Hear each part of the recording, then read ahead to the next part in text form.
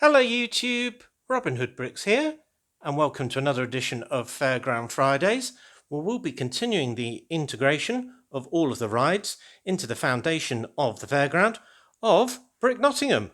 Whoop whoop!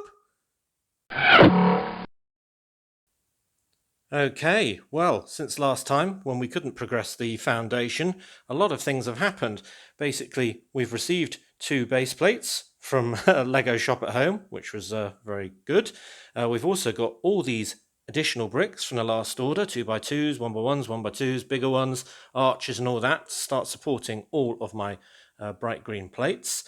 I've also got a box of frogs over here that someone suggested should be the prize for my new Whacker Frog game, so thanks very much for that suggestion.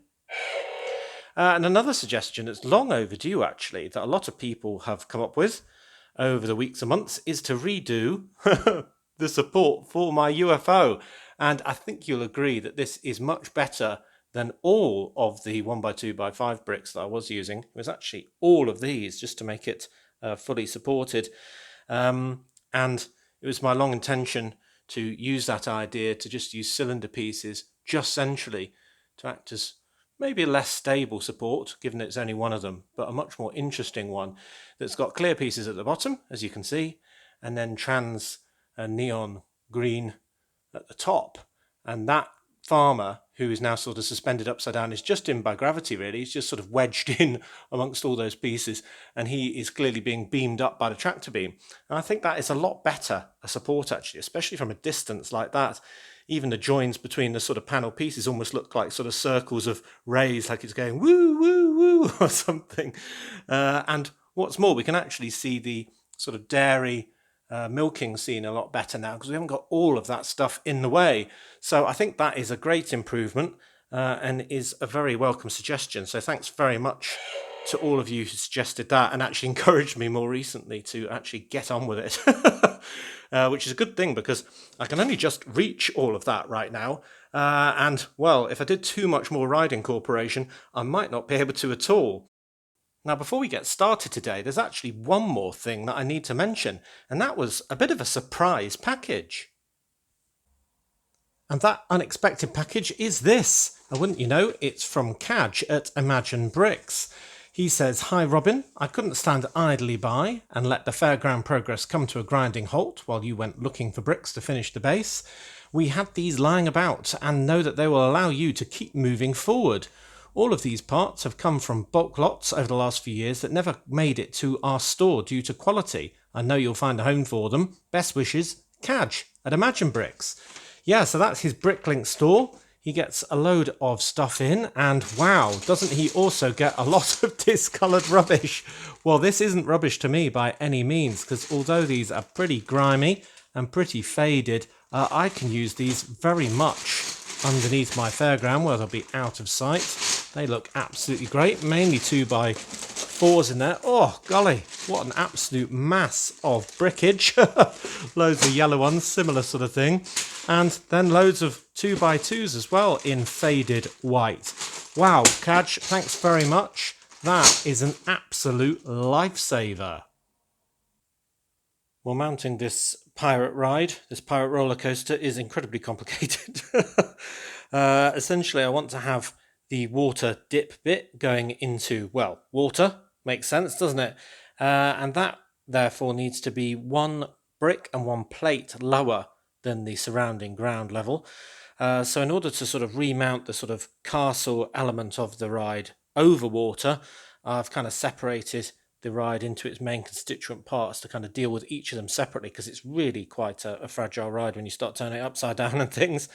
So yeah, stage 1 is to mount that castle bit over water that will go right to the edge of the standing hole. Also incorporate the water dip, and you can see where the land is going to start for the rest of it. I could have made the lake or pond or whatever it is that be in the original sort of land that the fairground is using a little bigger, except I haven't really got many more medium azure plates, just a few more sort of little ones here which aren't really going to make much difference. So yeah, that's the size of it by default. So the ground level is going to be about that high in comparison, so it'll be sort of slightly lower down, and you'll have that step. So really now I need to sort of worry about this sort of transition between the green layer and the blue layer. And for that, I'm thinking of using sort of tan plates, but I might also use dot tan plates, that is, or I might actually use angled slope bricks that are tan in colour. Yes, that's right. So I haven't really decided that yet. And then I think the next thing is to kind of get the back of this section as near to the red roller coaster as possible. And then I can decide on the positioning of both parts and kind of join them together. That's the theory anyway. Right, so I've decided to go with the dark tan plates just to get a really sort of varied and angled beach, if you will, kind of edge all the way around the outside of this splash pond that the castle is also sat on, or the fort rather.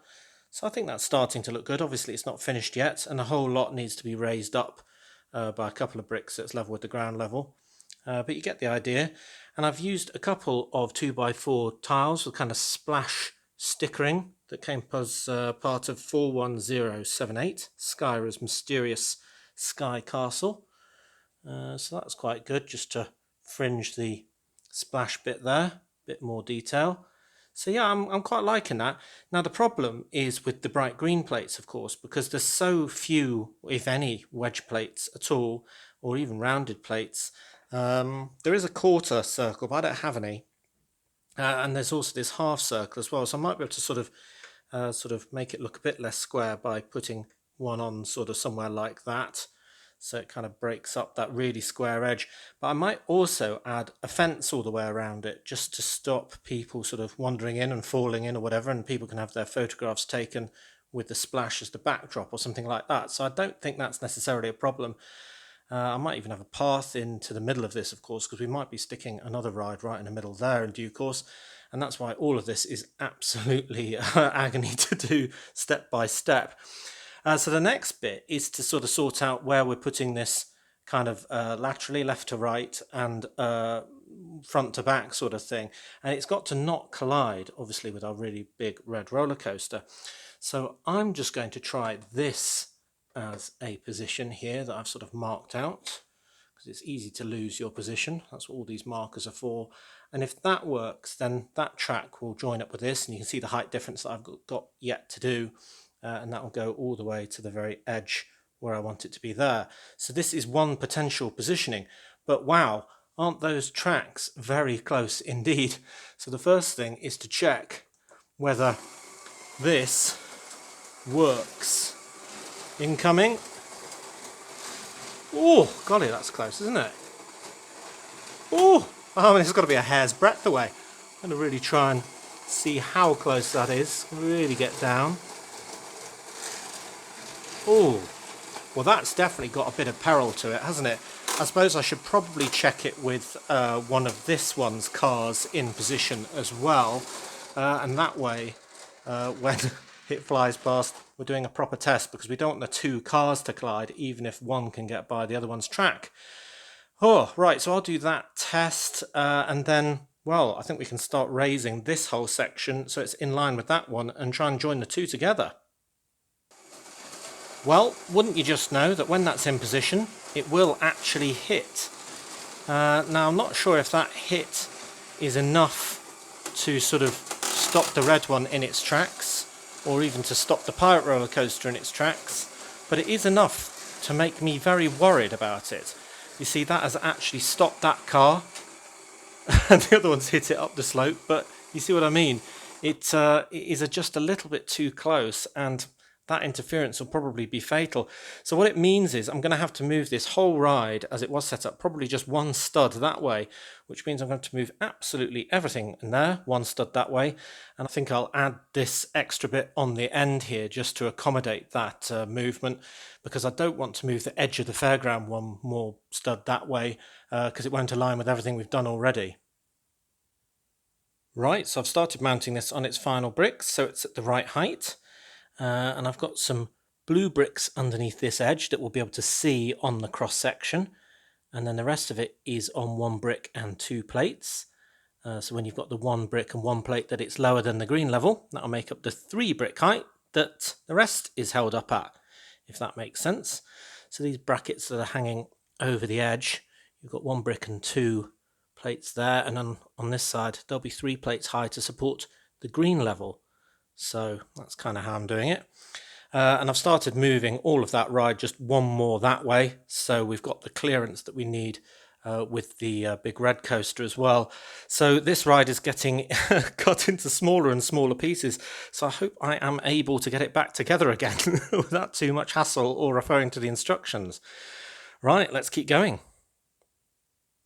Right, so much further on now. We've got, what, 2/3 of the ride back in position on a relatively unbroken sort of bright green plate layer. Looking pretty good, if you ask me. I've got a really nice sort of cross-section of the water section there, where it sort of gets chopped by the guillotine that is my standing hole. There are bits of the fort that are overhanging that, but, you know, hey-ho. And then we've got a relatively unbroken band of this bright green plate layer, which looks really great. So you're starting to see what that ground level is going to look like with the pond or lake or whatever that is in the middle of it with the splash bit. I kind of like that. I think it still needs a bit of work rounding it off or fencing it off or something, but yeah, it's looking pretty good. And then the rest of it, look how much more open it is. I mean, without all of that sort of structural stuff, this sort of stuff that was holding it all together when it was not on any base plates or anything, it is just so open. I've just made a sort of heap of all the sort of details that I want to sort of reattach somewhere for the moment. But in due course, I mean, there almost is space for another ride or something, one of these, or maybe some stalls or food or something like that in the middle. But we'll have to decide that later on. So I've got 1 more large section to do, which is the bit with the motor on and the chain to get up the hill. And that's going to be a bit more problematic in that the motor bit is going to have to be recessed below the ground level a bit, so we're going to have to sort of be messing around with a bit more plates. I've got a 16x16 one that can go there, but rather than another one there, I'll need to recess it, as I say, so we'll probably have a 8x16 and then do something complicated there. Oh, right, it's taking a lot of work and a lot of time to do all this, but I think you'll agree the outcome is worth it because we've got a lot more sort of 3D action when you look at it at a much lower level. I am absolutely surrounded by bags and trays and boxes and pots of Lego of every description. I can pretty much only stand in this space and survive. Yeah, I've just got to keep on going and hope my back doesn't give out. Right, well, I've had a break and come back reinvigorated and put in the remaining part of the track. So it is now complete in its circuit. It is the right distance from the red one at that end, and it almost overlaps from our point of view. It also aligns perfectly with this edge of the base plate, which is how I wanted it. So it's uniform all the way along. We do have this turret sort of overhanging, but that's kind of quite fun, actually, I think, especially when it's going to have a cannon in it shortly. There's still work to do. I do need to add an 8x16 plate into that hole, but it's just the right size for it and already sort of supported and so on. I definitely need to change all of the colours of the bricks around the mechanism at the bottom. They're just the ones that I used when I was designing it. But I really have to work out how I'm going to conceal that motor as well. Obviously, the cable is going to go into the cavity and the power box will be somewhere far away. So that's no problem at all. But I suppose the thing that we want to do now is test this thing. So what I need to do is turn on the red roller coaster and turn on this one and give it a bit of a kick. And then for the first time, thank goodness it all went back together properly. Wow. And that thudding you can hear is the water splash, which is very effective actually, quite noisy, but it works well. And let's do a little sort of close-up of this gap here, see how close they are. Still pretty close. Yeah, just not touching. Hopefully we can get one with, there we go. Hey, both of them together, looking good. Bit of a jam there, he's popped off, that's annoying. Maybe something wasn't pressed down, but you get the idea. So that's the main thing. Stop both of those to stop this noise. There we go. So yeah, I'm really happy with that. Now, one thing that was quite difficult to do when layering all of this was the fact that this motor is actually, and the mechanism needs to actually be one plate lower than the surrounding area. So rather than sort of dig a hole for it, I thought I'd just do it, built in with these plates. And I've actually used these 4x6 ones, which are the modified plates without the studs in the middle, because it needs that clearance. It's that precise. So yeah, that's quite good that I had those, because we don't make a 4x6 normal plate in this color. Yeah, so fine margins, but yeah, that is now working. It isn't hitting that. That is also good. It might need a few things pressing down, but otherwise, oh, thank goodness, it's in. Well, I've just put that bit of scenery there near that column, and a little bit near that. I need another plant weed just to put it somewhere for now. I'm sure the whole area is going to change. I filled in the gap with bright green plates there and there, so that's all looking good. And I've also added a little bit of detail around the wet area, the splash pool. First is this tentacled beastie here, which is actually part of the Heart Lake City Amusement pier set 41375, which I had sort of lingering around, and it's a bit too sort of comical, I suppose, for my undersea area. So I thought it'd be quite a fun thing to put here, sort of a bit more scenery, obviously plastic or something in real life. Then I've got the cannon on there and all the ones up in their turrets. 1, 2, 3.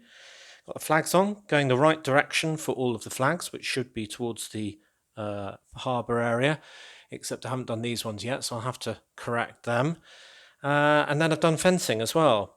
Now this is fencing I've got quite a lot of over the recent weeks and months I was thinking of using it for sort of queuing, that big sort of line would form zigzagging for the most popular rides, but it's certainly very useful for here as well, because you can put it at this angle quite easily as well. So yeah, I kind of like that. And it goes all the way around to there at the moment, though I think I may be changing that whole area in due course, because we have to decide if this is enough space to get another ride in. Now, of course, it will definitely be big enough for, say, putting in a candy floss or cotton candy stand or something like that, and, well, many more, I imagine. But it might be big enough, once we've got rid of the battery box and hidden that somewhere else, to fit in a ride. Now, one that obviously leapt into consideration because of the similar theme was the pirate ship, which actually is just here, but that's quite big, and it kind of swings over quite a large area as well. And though it physically might fit in there, maybe it would be absolutely jammed in, I think. So let me know what you think of that, but I'm thinking probably not. I think we need a smaller ride. Now, the Funny Octopus ride would be a similar sort of theme as well, but again, I don't think it's going to really fit size-wise. Now, we could definitely put in something like the Wheel of Fortune, or even the Shooting Gallery, or maybe the Dizzy Ducks would work well here, since we've got a sort of lower water area, and that kind of could be, well, the same orientation is here, so it'd be kind of with the duck facing into the fairground going around like that, so that could definitely work. In fact, you could put it right here and it hides some of the mechanism of that as well, maybe. I don't know. I think it's unfortunately going to be quite a slow process getting all of these in.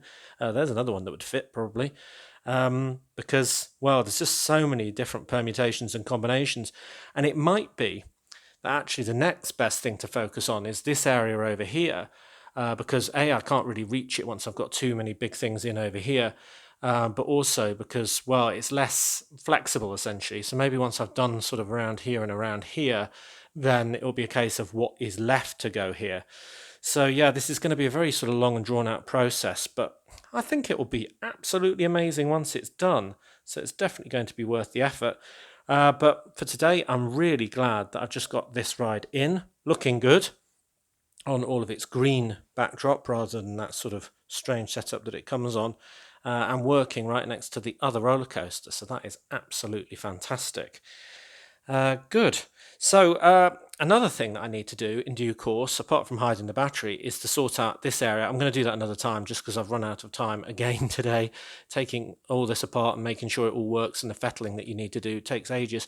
But one idea, which I already sort of mentioned on a previous video, was kind of to use, say, two burps, and I can probably do them closer together, with the motor sort of pulled back a little bit as kind of a rock. And that could be all blended in, so it looked like it was part of the scenery from the original sort of fairground or sort of recreation area that this was before the travelling fair came into town. So that could work really well. And you could even mount the deep sea creatures 31088 shark onto that or something like that. So it would be a really big piece of scenery. And yeah, I'm not sure how I feel about that. I mean, it is kind of fun, and you definitely see it from different angles, like over here, so it'd look good. But I don't know, it is a bit large for the area. You just think, why would they bring such a huge fiberglass shark with them? I don't know. But yeah, I mean, I suppose it definitely conceals some of the uglier mechanism areas as well. So that's a possibility. But again, I think one for probably a future day. Now, one thing I was going to do today was actually add my pirates to man these cannons, man the ticket office, and man the control booth up here. But I've cunningly put them somewhere very safe and haven't been able to locate them today. I found all sorts of things in looking for them, like a couple of piles of puke and things like that, but no pirates. So yeah, they're cunningly hidden. Oh, I've just spotted one of them, and that's this one next to the other pirate-themed ride. So yeah, there's two, but I'm sure I've got more than that. Anyway, yeah, wow, really good. As always, thank you very much for watching. It is appreciated. Do remember to like, comment and subscribe for more awesome LEGO videos. Do also let me know what you think should go in the middle of this ride. Should it be stalls or one of the other rides that we've done so far? Do also let me know if you think this big shark is in place there or totally out of place, a fish out of water. And if you value this channel, there are many ways in which you can support it. Do check out the links in the description below. But until next time, see you!